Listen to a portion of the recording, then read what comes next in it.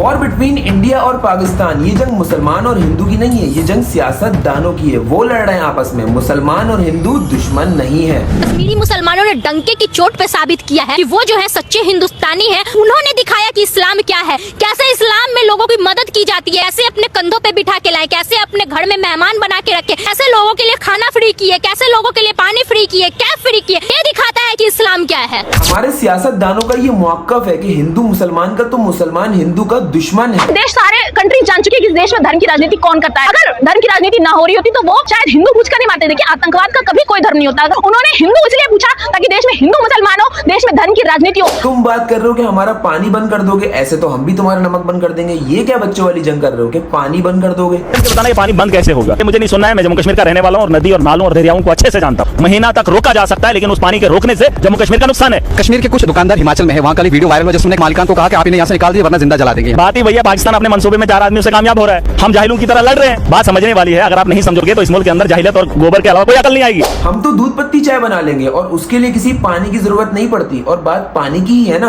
तो सुनो, अल्लाह ताला के सिवा हमारा पानी कोई नहीं बंद कर सकता। हाँ, वो चाहे तो पूरी दुनिया का पानी जरूर बंद कर सकता है, तो उसके होते हुए हमारा कोई बाल भी बाका नहीं कर सकता। हिंदुस्तान में प्रदर्शन किया जा रहा है मिसाइल्स का। प्रदर्शन मतलब जांच की जा रही है मिसाइल की कि कहीं ये मिसाइल हमारी ही आबादी पर ना गिर जाए।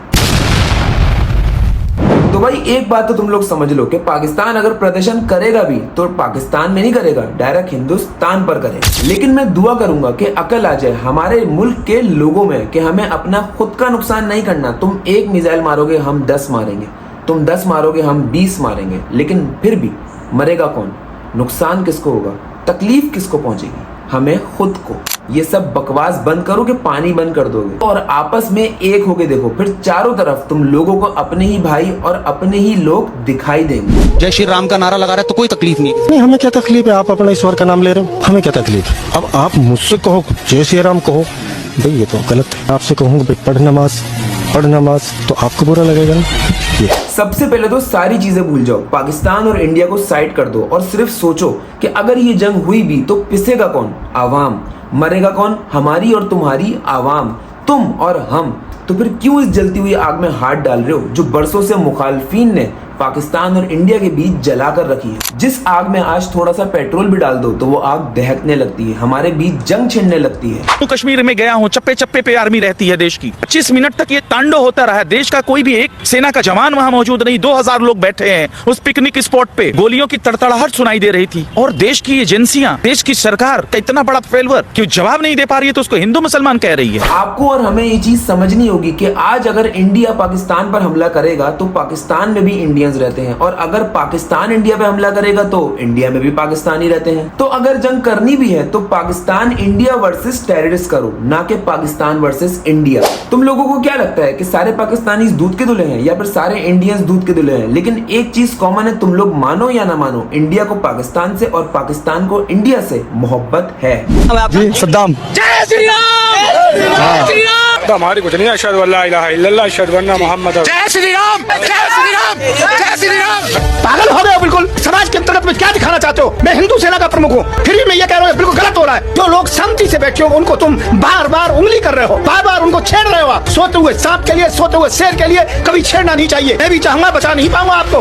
आज तो मुसलमानों को रोक रखा है हम लोगों ने। एक बात का ध्यान रखना, यदि मुसलमान उफन गया तो लंका जैसी हालत हो जाएगी। मैं मुस्लिम भाइयों से कहूंगा किसी प्रकार से उत्तेजित नहीं होना है। और मैं ये कहता हूँ जहाँ तुम अजान के लिए मना करोगे, आप जो की नमाज अदा करने के लिए मना करोगे, पहले मैं नमाज अदा करूंगा वहां पर जाकर के। आज भी अगर पाकिस्तान में मुझे कोई इंडियन नजर आ जाए तो मैं भी जाकर उसके गले लग जाता हूँ। और बल्कि मैं ही क्या, इतनी वीडियोस वायरल होती हैं कि इंडिया और पाकिस्तानी की जैसी मुलाकात होती है तो ऐसे गले लग के मिलते हैं जैसे कोई बिछड़े सगे भाई हो। Hi guys, this is Rahil Bhatti. तो गाइस, आज मैं इंडियन बनके पाकिस्तान में एक्सपेरिमेंट करूंगा। आए देखते हैं, लोग मुझे गले लगाते हैं, यहाँ थप्पड़ मारते हैं। चमार मार सकता हूँ? जी जी, और तुमका जो दिल चाहे तुम कर सकते हो। भाई, अरे भैया, यहाँ एंजॉय करो, कोई टेंशन नहीं है। पाकिस्तान की बिरयानी नंबर 1। आप इतना ही बोले हैं, हमारे लिए इतना बहुत है। चाहे तो हमें थप्पड़ मार लो, चाहे तो गले लगा। अरे अरे अरे अरे, धन्यवाद भैया, बहुत शुक्रिया। तो तुम लोगों ने कैसे यकीन कर लिया कि पहलगाम में जो हिंदुओं पर गोलियां चली वो हम मुसलमानों ने ही चलाई हैं? हो सकता है कि ये किसी मुखालफिन मुल्क की साजिश हो हम मुसलमानों और हिंदुओं को लड़वाने की। भारतीय मीडिया कह रही है कि जात नहीं धर्म देख करके टारगेट किया गया है। भारतीय मीडिया दलाली है, ये आतंकवादी है। ये मीडिया जो है इस देश का सबसे बड़ा आतंकवादी कोई है है तो इस देश का मीडिया है। क्योंकि इंडिया और पाकिस्तान के बीच जो ये आग जलती आ रही है, इससे तो हर कोई वाकिफ है।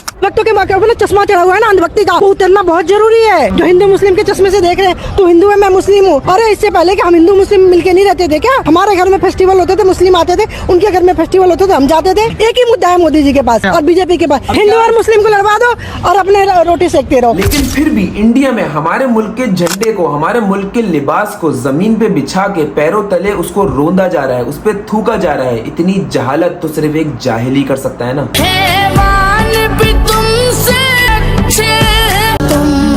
क्या फर्क पड़ गया हमारे कौमी झंडे को जमीन पे बिछा के? क्या हम इंडिया का झंडा जमीन पे नहीं बिछा सकते? क्या हम तुम्हारे कौमी झंडे को, तुम्हारे कीमती लिबास को सड़कों पर रुस्वा नहीं कर सकते? लेकिन हम पाकिस्तानी ऐसा नहीं करते, क्योंकि हम अपने मुल्क के झंडे से बेहद मोहब्बत करते हैं। इसलिए हम किसी और के झंडे को भी नहीं जलाएंगे, किसी और के झंडे को जमीन तले पैरों तले नहीं रोन देंगे। ये मेरे पास दो झंडे हैं, कौन कौन से हैं? इंडिया और पाकिस्तान। अच्छा, अगर मैं आपको 5000 रुपीज दूं और कहूँ कि इसमें से कोई एक झंडा फाड़ दो, तो कौन सा झंडा फाड़ोगी? कोई भी नहीं फाड़ोगी। लड़की ने मुझे रुला दी है, क्यों नहीं फाड़ोगी? वैसे दोनों झंडों की हमें इज्जत करनी चाहिए। अगर 10,000 दूं, उनके झंडों की इज्जत चली जाएगी। आपको ये पता है कि हमारा दुश्मन मुल्क है, पता है, फिर भी नहीं फाड़ोगी?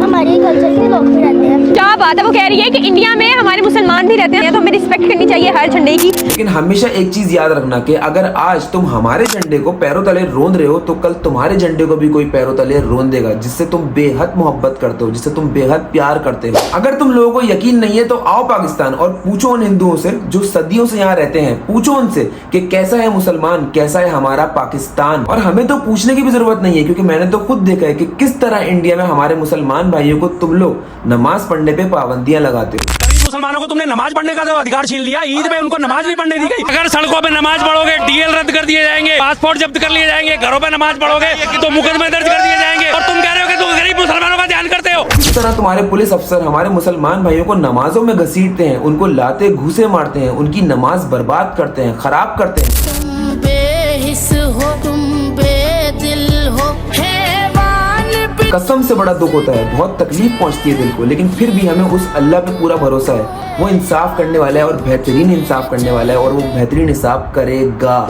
लेकिन इन सब के बावजूद मैं एक आम शहरी हाथ बढ़ाता हूं तुम लोगों की तरफ और कहता हूं कि आई लव इंडिया। अब आओ और आजमा लो मुझे और आजमा लो हम मुसलमानों को। पीके फिल्म तो तुम लोगों ने देखी ही होगी, जो आमिर खान ने बनाई है, जो इंडियन है। उस फिल्म में भी उन्होंने यही बताया कि हिंदू और पाकिस्तान की मेंटेलिटी क्या है। कौन हिंदू कौन मुसलमान, ठप्पा किधर है दिखा। ये फर्क भगवान नहीं तुम लोग बनाया है। और यही गोरा का सबसे डेंजर रॉन्ग नंबर है, इससे लोग मरता है, अलग होता है। आज मैं भी ये कहता हूँ कि कौन मुसलमान और कौन हिंदू, लाओ दिखाओ ठप्पा किधर। ये वक्त तो आपस में इंडिया और पाकिस्तान को मिलकर एक होने का है, ना कि आपस में लड़ने का। ये तो तुम लोग समझ लो कि आपस में लड़कर नुकसान हमारा ही होगा, इंडिया और पाकिस्तान का होगा, इन बड़े बड़े अफसरों का नहीं, इन बड़े बड़े पॉलिटिशियंस का नहीं। तकलीफ हमारे ही मुल्क उठाएंगे, हम आवाम ही उठाएगी। अब भी मैं कहता हूँ कि समझो इस बात को, ये वक्त आपस में लड़ने का नहीं है, बल्कि उन टेररिस्ट को ढूंढ के मारने का है, जिनका ये घटिया मकसद था कि पाकिस्तान और इंडिया के बीच में आग लगे। तो आओ एक होते हैं और मिलकर मुकाबला करते हैं उन टेररिस्ट का, जिन्होंने इस मकसद से